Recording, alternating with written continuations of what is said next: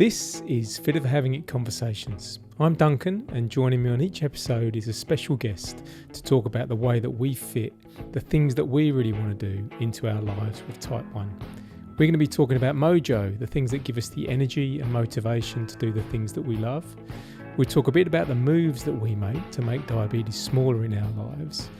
And we'll talk about mental strength, the way that we cope with the daily difficulties of Type 1. Those bits when diabetes does become difficult in our lives. I hope you really find something in this that you enjoy. Come back for more sessions or find this online at fitterforhavingit.com. So good to have you here, Lara. Really good, really excited to have it. Now, before we get into it, I have asked you a bit of homework to do to think about the song that best describes the way you live with Type 1 diabetes. I'd like that to start this show.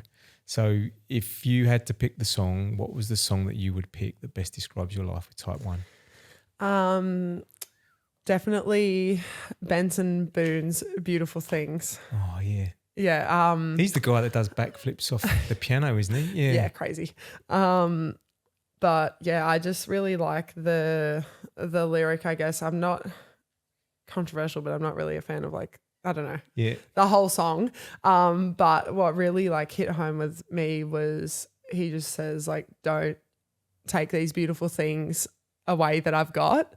And with living with diabetes, it's I guess you can fall into that sort of perspective where you're not my life's over, but I can't. You might be told that you can't do things. Woe is me. Exactly. Yeah. Yep. So just I'm gonna live my life and still do all the things that I would do whether I had diabetes or not. Yeah. Brilliant. Yeah.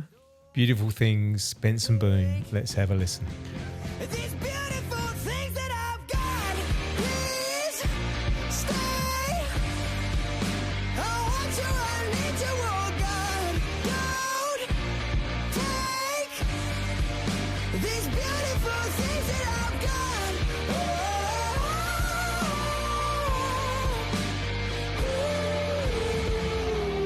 Please don't take. With me today is the amazing Lara McSpadden. Now, before I introduce Lara properly, I'm going to give you her bio. And Lara, you wrote me a bio to read out for you. So we've got quite a lot in common, which is good. And I'll talk a little bit about that as we go through it. So, Lara, you're half my age. Lara's 26. She's got loads and loads of passions, Lara, don't you? Passionate beachgoer, surfer, book reader, and I love books, board and card game player. Yeah. And look what we've surrounded ourselves with. We've just found out that we both Bananagrams fans, and my wife and I love playing Bananagrams with the family. So we're in our zone. Yeah, in our zone. Got Scrabble next to us as well. Foodie, I've seen that on Insta. Man, you cook some good food. I was hoping you'd bring some with you. Oh, I should have asked and I would have. I just made stuff last night too. That would have been good. Now, I know something you're really proud of is qualifying as a high school teacher. And my dad was a geography teacher. Oh, stop. Yeah, he was geography. And my youngest son, Henry's studying geography at the moment. So cool. That's pretty cool. And you've been a professional athlete for 10 years, a decade now. That's I look crazy. back on my life in decades, but you were young 10 years ago, so it's all good. 9 seasons for the Women's NBL in Australia, most recently with the Sydney Flames, and overseas as well, New Zealand and Czech Republic. Now, I've been to Prague. I went to Prague in 1994, 95. I could imagine it's a bit different now. when I was at university, and the beer was super cheap there. I remember that. But what I also see in your bio, and what we know very well, is that we both live with Type 1, and it's never really got in your way of all of those things that you do, which is marvellous. And that's what we're talking about here on Fitter for Having It. You were diagnosed, must have been 7 or 8, were you, when you got diagnosed? Yeah, I was 7, yeah. 7, Yep. wow. And then kind of would it have been maybe 10 years later you became a world champion? Yep. You're with a world champion. I'm sitting next to a world champion, Oh, everyone. gosh. That's amazing. And I've got a picture that you sent through, and you're about 2.5 foot off the ground shooting a basketball hoop over the opposition player, and it goes in. And I've been lucky enough to watch you play basketball, and man, far out, you're strong. Right, you are super Big girl. strong. Yeah, no. Thanks. And I love it. Like, I mean, I think the close-up contact that you guys have on a regular basis, the amount of energy you need to cover the court from end to end in a couple of seconds, really. Like, it's incredible. Yeah. Your passion, is that what you love? Like, you love being on the court? Oh, for sure. I love, well, I've always been like a team sport person. So anything where like I share a common goal with other people, like I love that. And then I just kind of fell into basketball and picked it up. Yeah. Picked it up pretty well. Yeah, thank goodness. That's amazing. And it's really nice to have you here today, because we're going to talk about how you can lead a really full life with type 1, but type 1 gets pretty shitty at sometimes, and it can be pretty crappy, and we have bad moments, and you don't always hear people talking about those. So I think we'll explore that a bit today as well, about how you deal with those, and whether the basketball success and your dreams and your vision kind of help you with those bad times as well. Yeah, for sure. And also I think people will be really interested to know how you deal with diabetes when you're on the court, like when it's all going on. So we might sort of touch on those things. But let's start with that kind of 5, 6, 7-year-old Lara, where you're just starting to think about what your future is. Diabetes not in your life yet. Yeah. Do you remember what you dreamed about? I always wanted to be an Olympic swimmer. Oh, right. This was probably like my first, like kids like, oh, I want to do this. That was definitely like my first goal, I guess. So like we live by the beach, and I did like surf life saving for a long time. So we did swim lessons like 3 times a week. And I'm pretty sure I still hold like the 50-meter backstroke record for like under 12s like for the local swimming association that I swam for. But yeah, I always wanted to be a swimmer. But I was just so sport driven. Like mum and dad put me in everything under the sun. And were they sporty too? Were they For big? sure. Yeah. I met your mum at one of your basketball. games actually, and I could see that she's a basketball player as well. Yeah. So they both played basketball, but mum has a heavy athletics background. Like her dad was a really high level walking coach. And brilliant. Just so sporty. Grew up with sport, dreaming about being an Olympic athlete in the swimming pool. Did much change? Were there other things that inspired you at that time, like music? You know, we've talked about a few of your song choices, Lara. Fair. Explicit language warning for one of them. But other things that interested you at that time, do you remember? Well, I actually throughout primary school I learnt I took guitar lessons. Oh, right. From like year 2 to year 6. But to be honest with you, not really. No, I just wanted to be at the beach all the time. At the beach, surfing. Yeah. Yeah, I grew up with a very similar kind of sporty interest and passion. And then diabetes came along and I feel like I lucked out. I feel like I was really fortunate, because the first endocrinologist I ever saw didn't talk to me about the type 1 and the HbA1c and all of the controls. He looked at me and he said, Duncan, what do you like doing? And I said, well, I love sport. And he said, you know what, Duncan, that's a good thing, because if you keep yourself physically fit, you will be able to continue to do those sports things and the diabetes will kind of look after itself. And that really stuck with me, Lara. Sure. And I think I felt so lucky to get that. And I don't think everyone gets that advice when they get diagnosed. So I don't know, do you remember when you were 8, was it your parents managing it, or were you kind of involved in any of those decisions? I mean, it was a lot of the load was on like my mum and dad in, I want to say like probably for the first like 2 or 3 years. Yeah. Like I was involved, and it was always like almost like a test of my knowledge, like of what I'd learned like along the way. But no, they carried a lot of the load, and I don't really remember being like told that I couldn't like do sport or anything like that. But that's like, I like share that as well. Like I don't think my management would be as good if I didn't play basketball. Yeah. And that's like, I thought that all the way through my life. Like I'm looking back on my life in decades now. And I was very team sport driven as a kid, but then it was only when I got to 40 and I wanted to prove to myself that actually I am fitter than my mates. And I was looking around my mates and they're all middle-aged men. And I thought, I'm going to go and prove it. So that's when I went on the big running exploits that I did I proved it to myself that all that care and attention that you have on the body, reading body signals every day, I think it makes you a little bit sharper. And I don't know whether you've found that now, because it's nearly been 20 years for you, right? Like 17, 18. Yeah. Definitely the same thing. I mean, even like, I don't do this often, but like comparing myself to like my colleagues who I play with, I'm like, we're all doing the same thing, but then I have to like deal with this at the same time. And I'm like, well, I don't know if they could do it.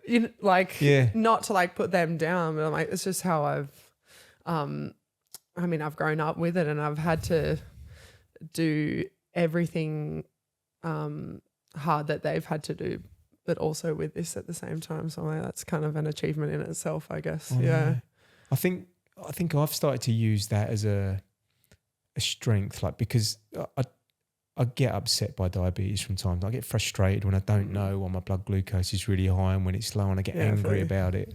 But it tends to be momentary for me, because I do try. I think it's a coping mechanism. I try and look at it as my strength, like, and I think that problem solving ability that we have to think quickly, to be out and realise you've left your injections at home, or your blood glucose monitors run out of power, or your CGM's just got knocked. I mean, yours must get knocked all the time playing basketball. That's the bane of my existence. Do you know what? I did mine this morning. I cut the grass this morning, and I was up a ladder doing one of the hedges, and I knocked mine off, and I didn't realise I'd knocked it off. Actually, it was my sensor. And I didn't realise I'd knocked it off, and then the alarm starts going, the bane of my life, the alarms. But so I think dealing with those sort of daily difficulties, I draw on the fact that it's made me stronger and fitter and healthier, and it's a purpose for me now. It's part of my identity, and I think that helps. Are there other things that you do that kind of turn those negatives into a positive?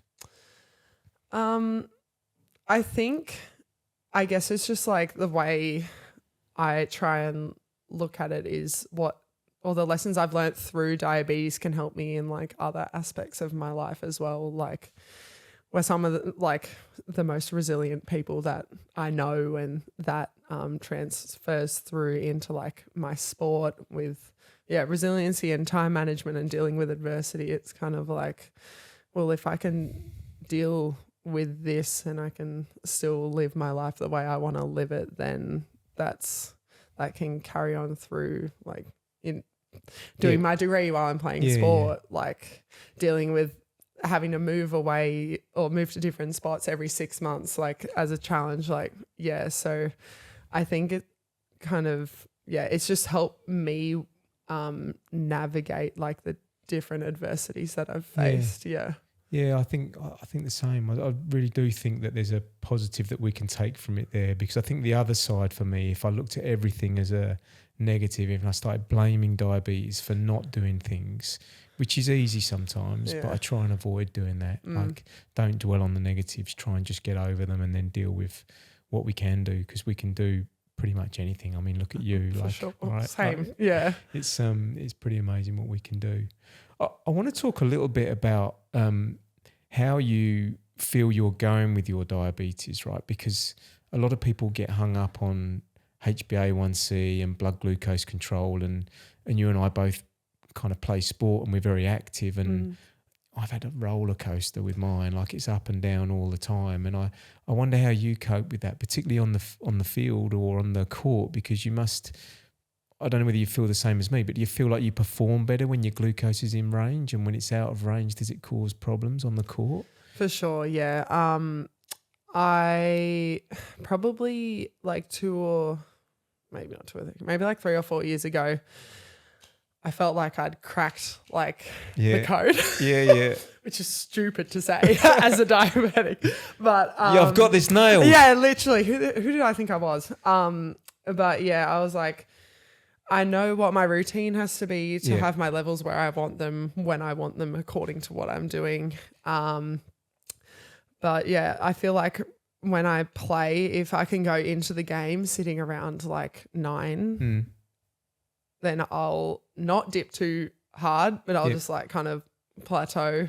So that was one thing I thought I had like under control, but like you know how it is, like you think every day's the same, but it's just not. And like even if you do the same thing, like it just doesn't go as you want it to go. Yeah, but it's really interesting you say that, because I've always wanted that controlled experiment, like a scientist, being able to say, well, what happens if I do this? But there's so many factors that influence it. It becomes impossible. Now I do the sort of exercise I do is endurance running, so it's long distance running, and it's very regular, like it's consistent. Yeah. Whereas yours is stop start, and you know, all those years ago when I was diagnosed, it was like you just assumed and you were told that your blood glucose is going to go down if you exercise, but it's not the case. And I wish someone told me that earlier. No, and I learnt it by trial and error, and then I started re-engaging with diabetes education when I went onto a pump, and they were telling me stuff I'd never known about diet. They were telling me about the food groups and the influence of protein, and so there's a load of information that you can get out there, and the CGMs now where you can actually see what happens when you eat something have been a game changer for me. But yeah, I think because I do that aerobic exercise, my trajectory is always very clear, and it's repeatable pattern most of the time. But then there's always those times when it's not the same. But on the court, like you were saying, you start at 9, and then that's going to keep you safe from dropping too low by the time maybe a quarter finishes or the end of the game. But sometimes it doesn't, right? Sometimes it goes up, or... Well, yeah, because like, again, it depends on like court time.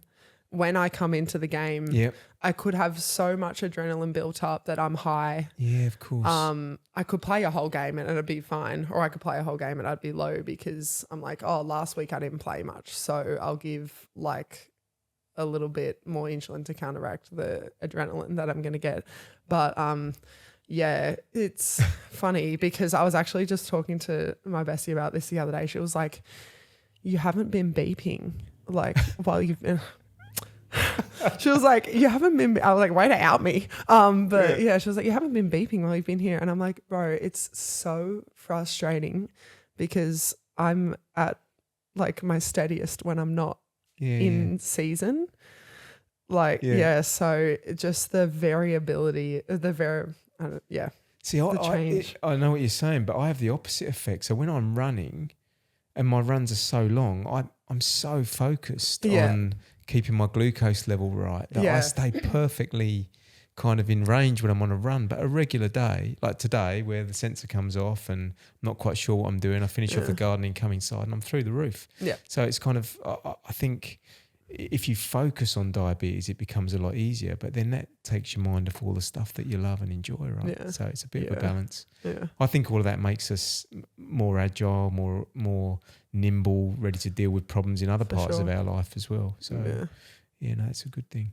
I want to ask you a little bit about the game-changing moments. Like I feel, not the basketball game, the game-changing moments. I was like, damn. Managing type 1, because I feel like there's a steady improvement, and I sent you an Instagram shot the other day of a 1% better each day. Yeah. And it's a great kind of saying. And I think with diabetes, you do get better with time. It's not necessarily 1% each day, but you do improve. Mm-hmm. So there's this steady trend up. But for me, I've had a couple of game-changing moments that have jumped me up quite a lot because of something that I've learned, either from the medical profession or from a bit of research that I read, or also from finding other people with type 1 and talking to them about it. Has it been the same for you? Like 20 years now, do you feel like there have been those jumps up in your ability to manage the condition? Yeah, for sure. I've had definitely a few from my endocrinologist. But I think more recently through social media and seeing like accounts just post like random facts about diabetes, like for example, what to eat first on your plate. Yeah. Like eat your veggies first, then your protein, and then your carbs. Like this is new to me. 40 years, this is new to me now. No, but like veggies I didn't know first. this.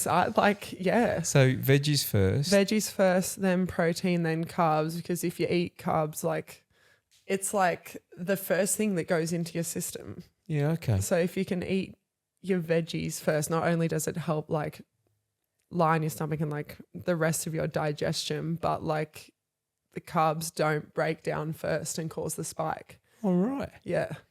And I'm actually going to see my dietitian. I see a dietitian because I'm going for a run in April, so I'm going to go and talk to her about sports nutrition because I'm trying something slightly different in my training.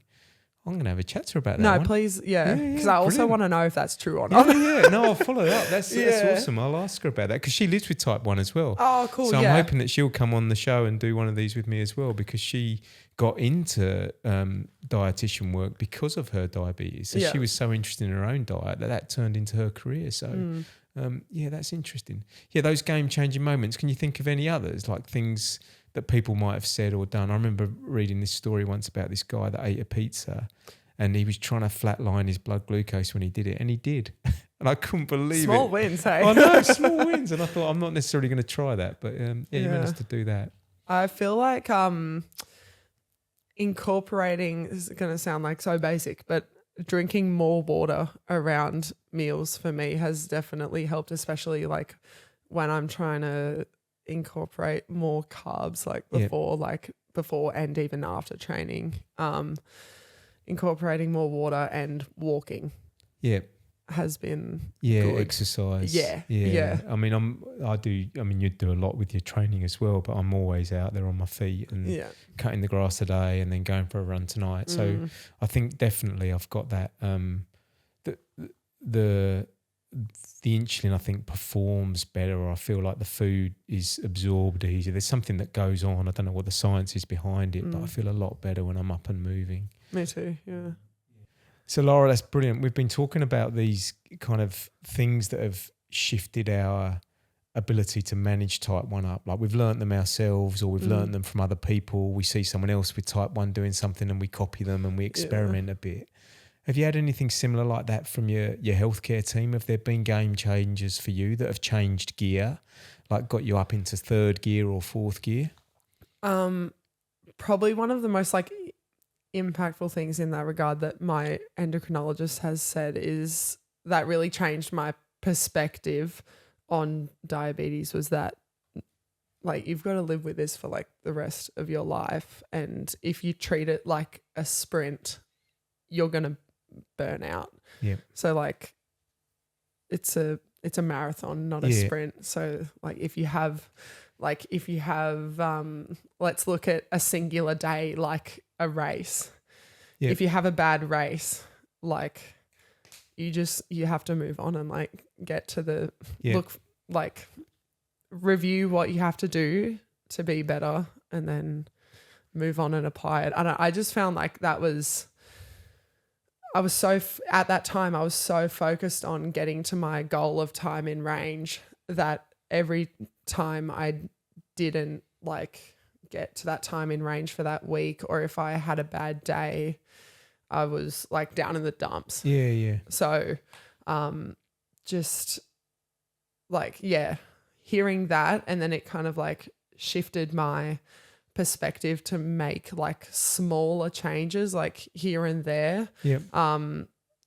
Mainly around like diabetes. Like I wouldn't change my schedule. I would just make the small adjustments to my management.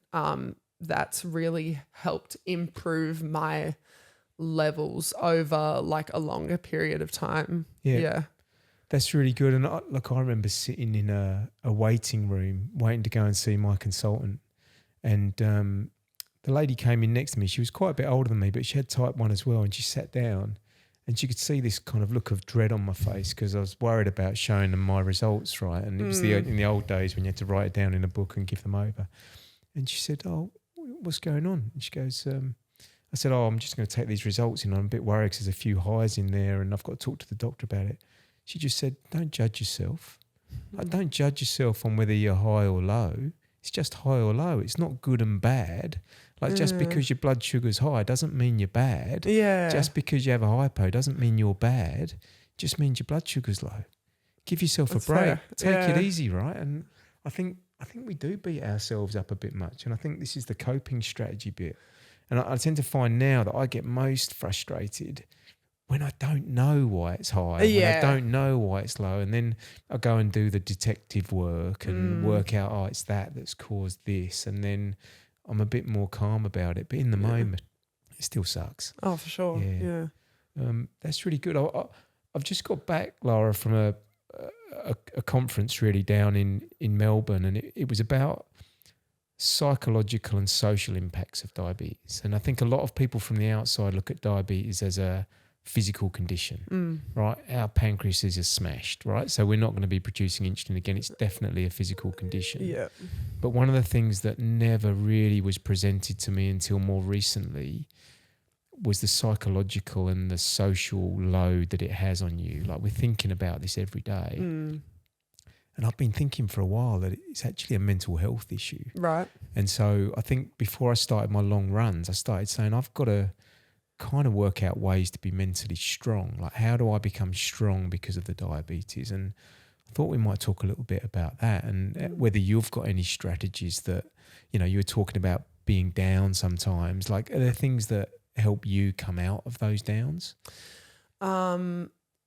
Yeah, I mean, definitely. Do you go to the trophy cupboard and look at your world champion medal? Look at what I've done. Look at what I've done.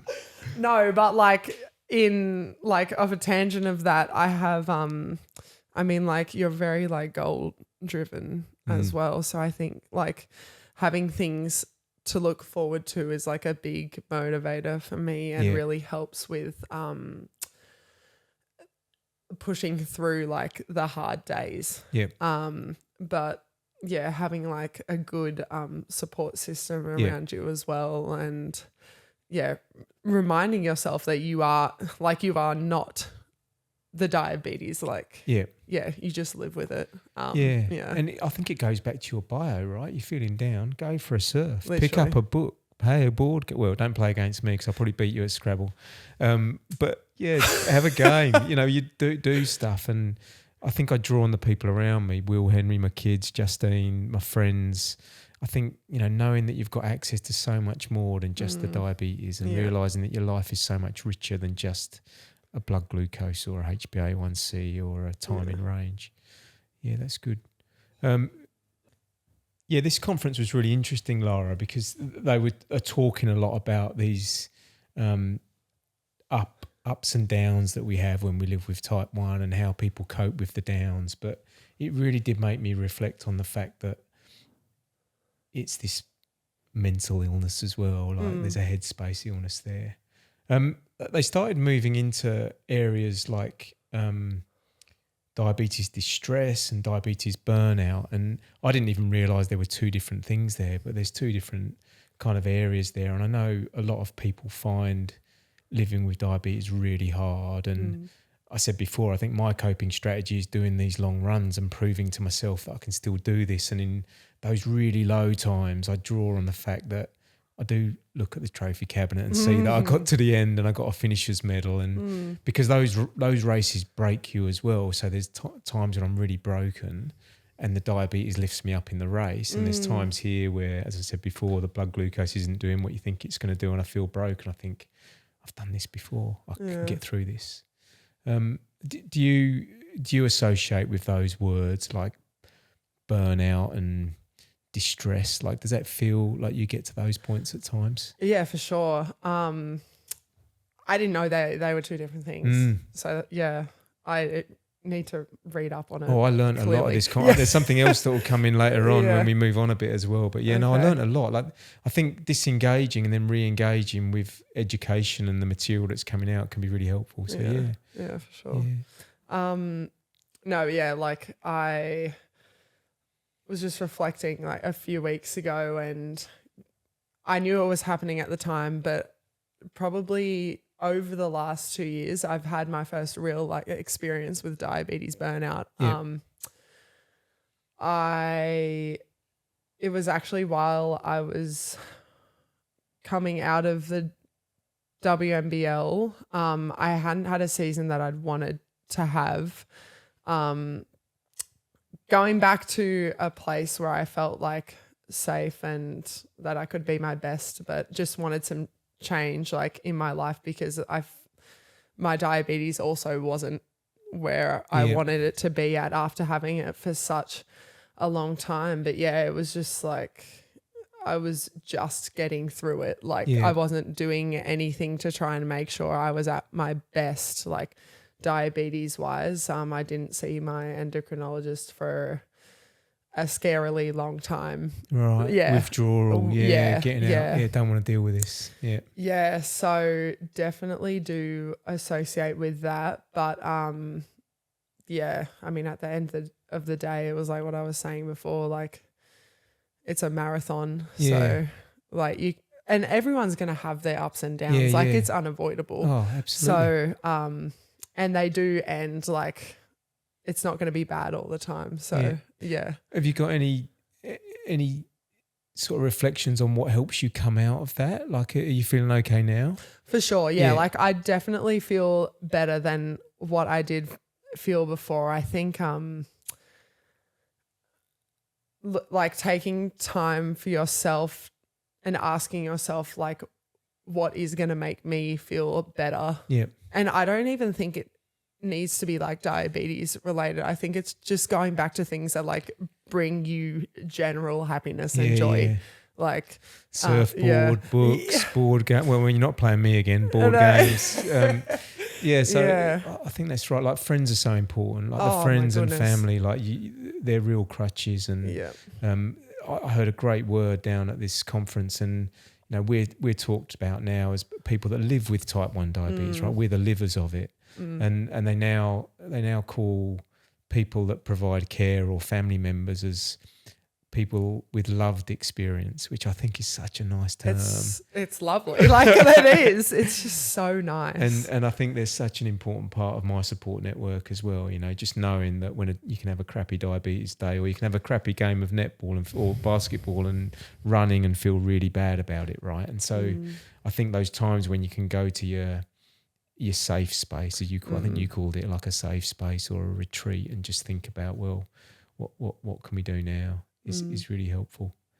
I've had moments like that as well. Mine actually happened, I would have been a bit younger than you are now, but in my 20s, same sort of thing. I just got a bit over it. All my mates are going out, they're drinking, they're at university, and wasn't having the best kind of, I shouldn't say best, I was having quite volatile control with the glucose, and I just wanted to ignore it, and I just retreated from seeing an endocrinologist, which is probably the worst thing to do. Yeah. But you just needed that break from it, and then come back to it, and more energetic when I came back to it. But again, relying on friends, relying on your passion, sport was big for me to get me back in there as well. Let's talk about those people with loved experience in your life. How important have they been for you, your family and your friends? Yeah, just super important. I mean, from like day one, my mum and dad have had like 100% investment in my health. Like even like before I had diabetes, but especially since I got diabetes, like I get, it's so funny.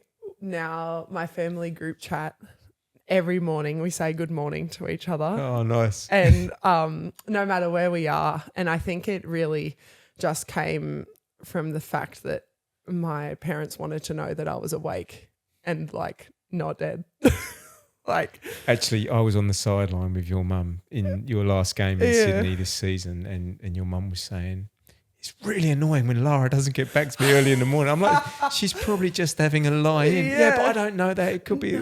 Yeah, she'll like, So my mum, like she's she's in her 70s now. She still worries about me. So it doesn't go away. So, I mean, they genuinely have got loved experience. They can be affected more than us sometimes because we can feel it, right? We know what's going on in our bodies. So it is really hard. Yeah. And I think like sometimes when I've had really bad like hypoglycemic events and then you get through it and then I think about it after, I'm like, damn, the people who were around me at that time probably thought I was going to die. Yeah. Like I can't imagine like seeing that happen to them. Yeah. Like, and the impact it would have. Yeah. So I think I've grown a real appreciation now. Now I've got children of my own. They don't have diabetes, but now I've got children of my own. And I understand how fearful I am of them when they go out in the car or they go out drinking or they go out playing, whatever they're doing. I realise that parent love, that loved experience you have with your children is so strong. And I've grown to appreciate just what my mum and dad and sister and my friends around me must have gone through at those times when it didn't always work out well for me. Yeah, incredible part of our lives. I think, any friends, have you got any stories about being with your friends where they've cheered you up or brought you out of, one of those slumps or helped you with things that you've learned? With the lifestyle that I live and like being away from home and my friends, like they are my family when I go away. So I guess like not really, I wouldn't say they've necessarily like taught me anything, more so just like shared my experience with me. Yeah. But yeah, it's crazy because sometimes I'll be going through something and they'll notice what's happening to me before I even notice. So them like understanding me from an outside perspective,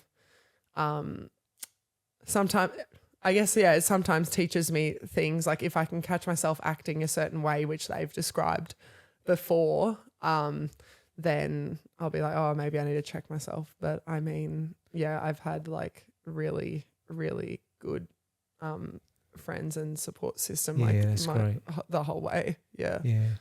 I think there's something really powerful about that network. I think whether it's other people that live with type 1, like what I'm calling peers, those people that are living with it and they're showing you what they do and they're giving you that different perspective is really valuable. People with lived experience have got those multiple different perspectives. They're all different. I said at this conference, there could have been 100 people with type 1 lined up against the wall and we'd all be completely different. Literally. Different interests, different loves, different passions. We'd have some overlap. But those people with loved experience as well, they provide a perspective that I think we can all learn from, and they're seeing us go through these times, and that self-reflection which is added to by that loved experience is really quite powerful. So I'm quite glad I've picked up that word. I'm going to be using it all the time now. Yeah.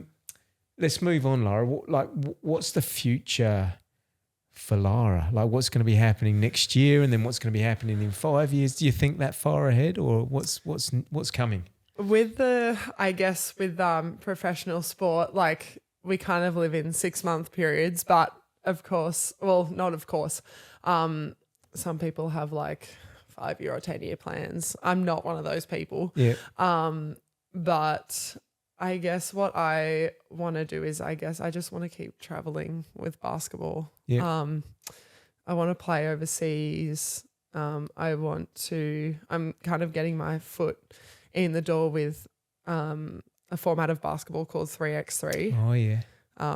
Have you heard about it? Oh, well, I've seen you saying 3x3, but I've never seen a game, so I don't fully understand it. So it'd be great to understand that. Yeah. Yeah. So I guess it's similar to the normal game of basketball, but there's only 3 players from each team and it's a half court size.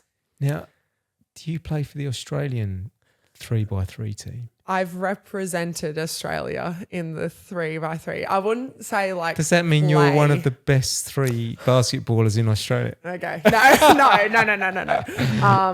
No, I would not say that. I'm still learning. Yeah.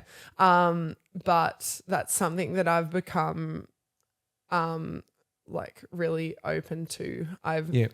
my goals have changed. Like as my career's developed, I always wanted to represent the Opals, and that was like my ultimate goal, which I do very much still want to achieve in my life. But not everything's linear. Yeah. So yeah, I guess I've got this opportunity to keep improving at 3x3, and I can still represent my country that way. So yeah, great. And that's played around the world. Like, yeah, brilliant. It's so interesting. They run on this tournament called World Series. Yeah. And you get ranking points from these World Series. So every time, and they happen every weekend all over the world. Wow. Yeah. So the ops manager might text me like on a Monday and be like, "What are you doing on Friday? Do you want to go to Bangkok?" Wow. Like to represent Australia. Yeah. Yeah. Oh, yeah. Yeah. I was in drop everything. Literally wow. though. Yeah. Yeah. I was in the first time it happened. It was 2 years ago. It was at the end of the WNBL season, and one of the girls who was in the squad got injured, and the coach called her and was like, "Do you have anyone that's like open to like coming to Singapore?" Right. She was like, "Oh, actually, like my roommate Lara would be really good," and that was how I got into it. And it's just so random. It's funny. I've been thinking a lot about luck and whether it's luck or it's actually strategy. And you've actually designed this because you know that person. You've kind of put yourself in the right place. So I think you talk a lot about these things being lucky or incidental or just by happen chance. But yeah, there's a bit of fortune involved. Yeah. But I think you build your own luck. For sure. That's amazing. Yeah. So I've got two nerdy questions. Yeah. One is about the 3x3. Mm-hmm. Does it go? Is it regional? So could you get called up to go to the UK or to America, or is it done in the kind of Pacific region?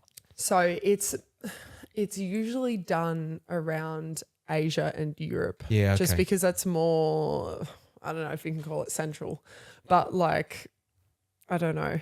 So it's easy to get to, I guess. Sorry, I can't take your call. I'm just on the plane to Spain. Like, no, how literally. cool is that? I that went would be amazing. to, in the winter season, in the NBL one last year, I went to Marseille in France. Stop it. And I went back to Chengdu in China. So here's the diabetes nerdy question. I've got a tub, right, of diabetes crap that I carry around, but I've got one set up for weekends away. Fair.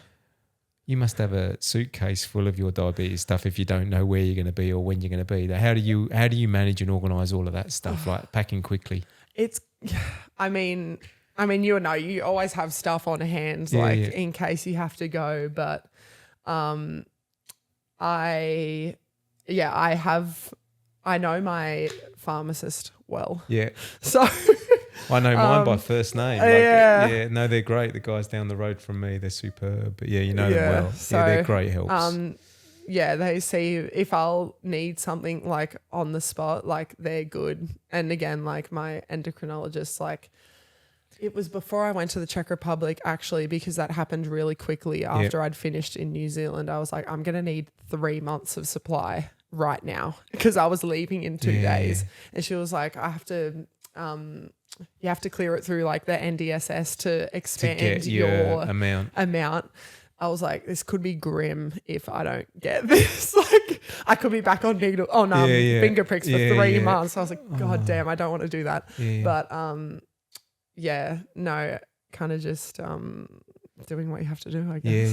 Yeah. No, that's brilliant. That's really good. And I think that's a sign of the extra work and the extra cognitive or mind space that we need to get and manage this condition and live these extraordinary lives. And it's an extraordinary life. Like, it's absolutely amazing.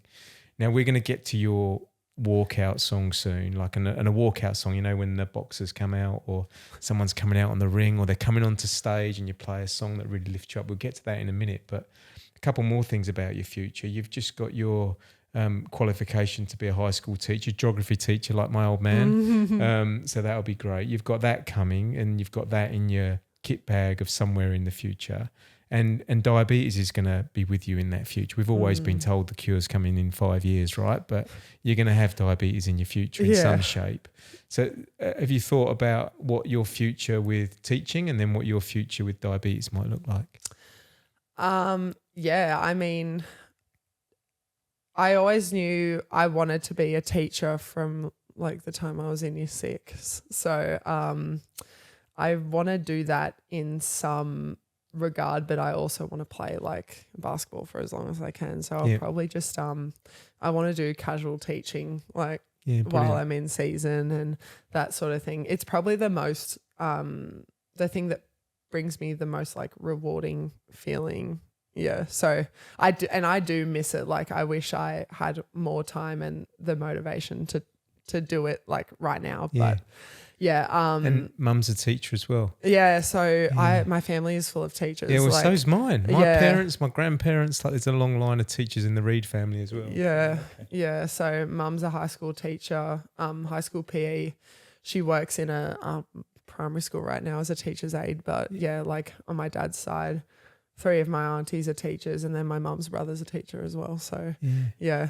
Kind of genetic, but I think so because I can't escape it, and I'm actually a teacher's aide at the local primary school now as well because I feel like there's something that I've always wanted to do, and I love it. I don't think I could be the teacher at the front of the class, but I do like that small group coaching and helping 2 or 3 kids that are really struggling with something or are smashing it and want to look at it in a different way. And being a teacher's assistant, you know, like just helping people, I quite like that whole idea as well. Yeah, that's great. Yeah. I guess like with diabetes,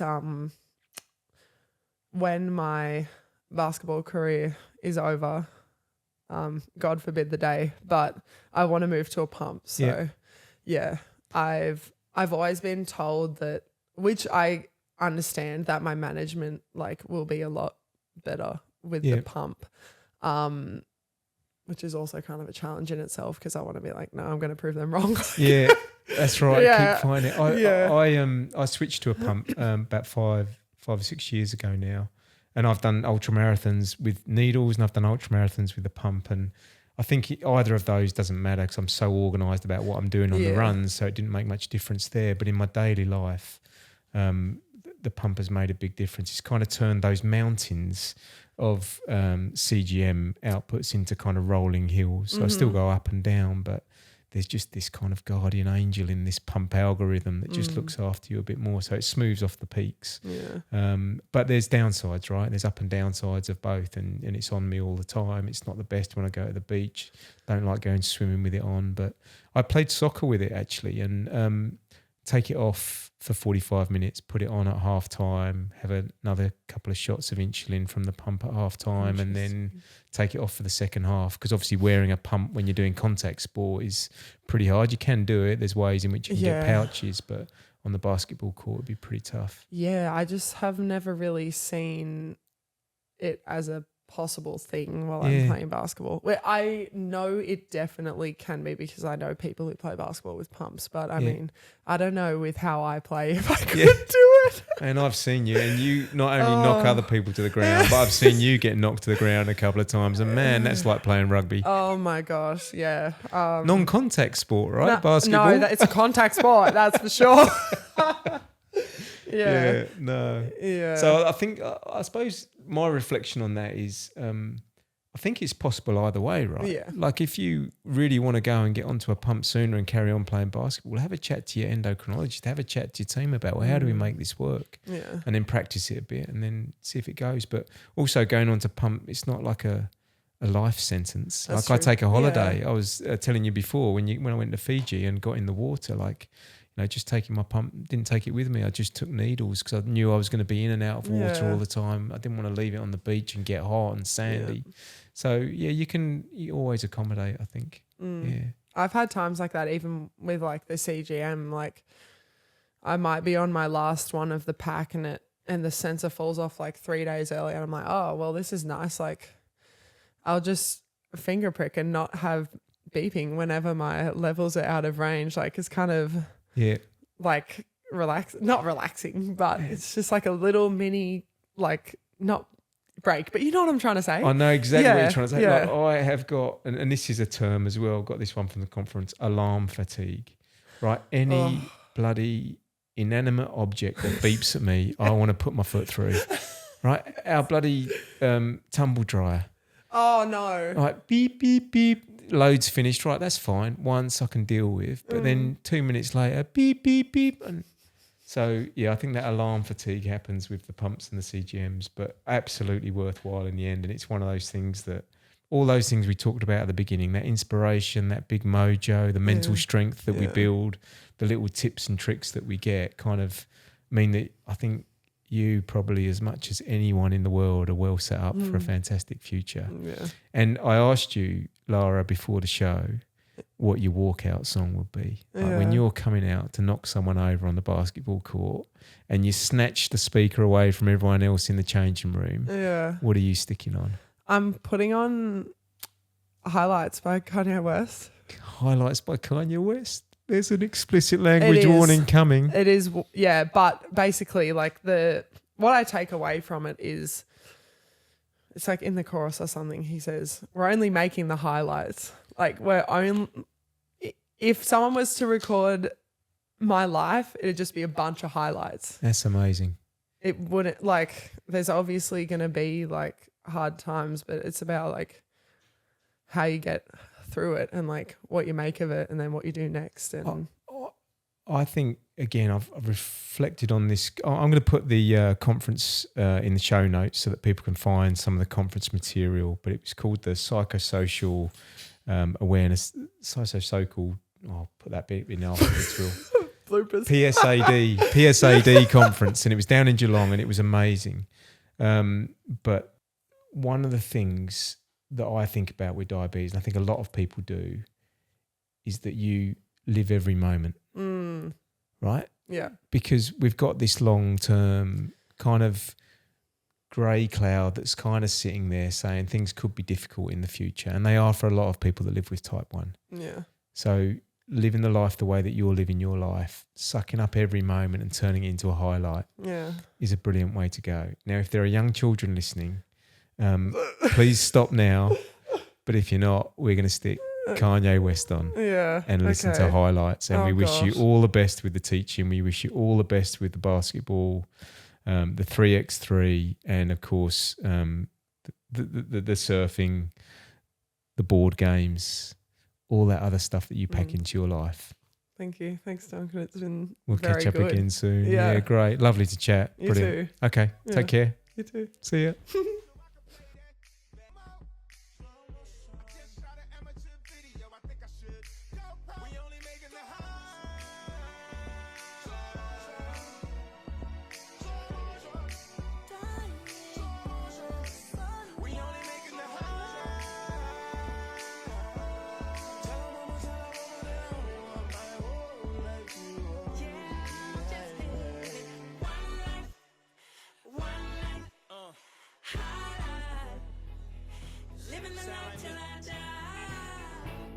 Thanks for listening to my conversation. If you'd like to find out more, please check out the show notes or go to fitterforhavingit.com. This conversation was recorded on Guringai land, which is in the northern beaches of Sydney, and that's the traditional land of the Garigal and Gamaragal clans, and I pay my respects to elders past, present and future.